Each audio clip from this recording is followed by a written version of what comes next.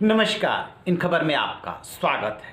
हम सभी लोग बचपन से एक कहानी पढ़ते आए हैं कि भगवान राम अयोध्या में पैदा हुए थे, राजा दशरथ के बेटे थे। उनको वनवास हुआ क्योंकि कैकेयी ने उनके लिए 14 साल का वनवास मांगा था। और इसके बाद जब वो सीता और लक्ष्मण सहित वन में गए तो वहीं से श्रीलंका का राजा जो था रावण, वो उन्हें हर ले गया। सीता का पता लगाते लगाते राम लक्ष्मण पहुँचे थे वहाँ पे रामेश्वरम, और वहाँ हनुमान जी पहले श्रीलंका गए थे और वहाँ पे पता लगाने के बाद लौट करके आए थे, सीता के बारे में सूचना दी थी। फिर जो हिंद महासागर है जहाँ रामेश्वरम है, वहीं पे भगवान राम और उनके जो साथ गए थे नल नील और जो भी थे, उन्होंने एक बांध बनाया, पुल बनाया जिसे राम सेतु कहा जाता है। यदि दुनिया में इसको एडम्स ब्रिज के नाम से जाना जाता है।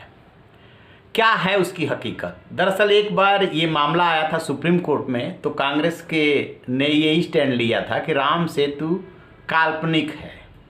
चूँकि अपने देश में जो धार्मिक मान्यता है, जो आस्था है, वो कूट कूट के भरी हुई है, इसलिए कांग्रेस ने जब इसे काल्पनिक बताया था तो काफ़ी इसको लेकर के बवाल हुआ था, लानत मलानत भी हुई थी।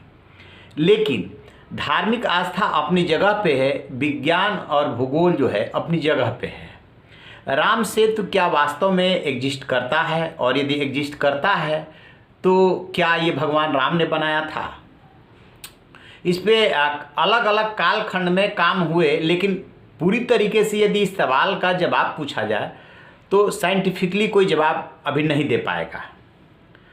है क्या कि रामेश्वरम से लेके मन्नार के द्वीप जो श्रीलंका साइड में है, वहाँ तक 48 किलोमीटर की एक चट्टान के चूने की जो चट्टान है उथली है। मतलब उसमें आप देखेंगे कि साफ साफ वो नज़र आता है कि उथलापन उसका, और वो ब्रिज नुमा जिसपे कि ऐसा लगता है कि हाँ ये राम सेतु रहा होगा, और उसी का जो शेष है वो आज भी एग्जिस्ट कर रहा है। आप पानी में भी और तस्वीरों में भी देखेंगे। और इसी पुल से जो है भगवान राम गए थे श्रीलंका और विजय प्राप्त करके फिर वापस लौटे थे।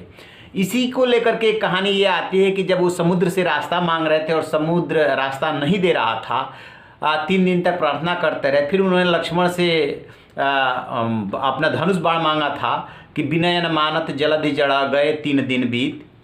तो फिर उन्होंने जब धनुष पे बाण चढ़ाया तो समुद्र प्रकट हुए थे और फिर रास्ता दिया था।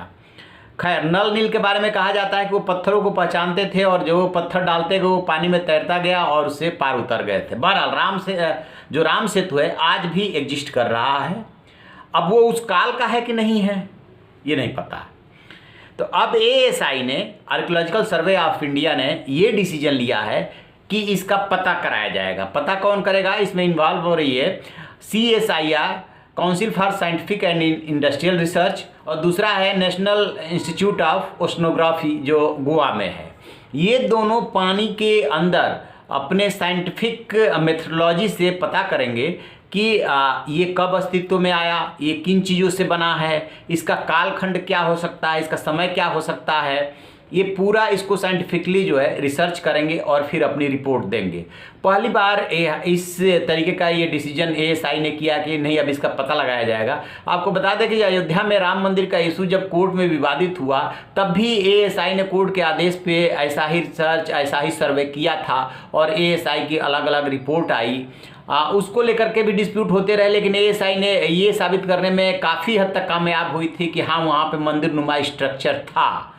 तो ठीक इसी तरीके से जो ये पहल हुई है, यदि साइंटिफिकली इसका जवाब मिलता है तो निश्चित रूप से जो हमारी आस्था है उससे वो मेल खाएगा। और यदि साइंस के हिसाब से ये पता चलता है कि नहीं इसका पीरियड जो है बहुत बाद का है, और चूँकि उथल पुथल होती रहती है समुद्र के अंदर भी और पृथ्वी के अंदर भी, उससे ये बना है। तो देखते हैं कि क्या रिपोर्ट आती है, और यदि इस आशय की रिपोर्ट विज्ञान के हिसाब से आती है तो निश्चित रूप से आगे के लिए बहुत अच्छा हो जाएगा कि जो डिस्प्यूट है हमेशा हमेशा के लिए खत्म होगा।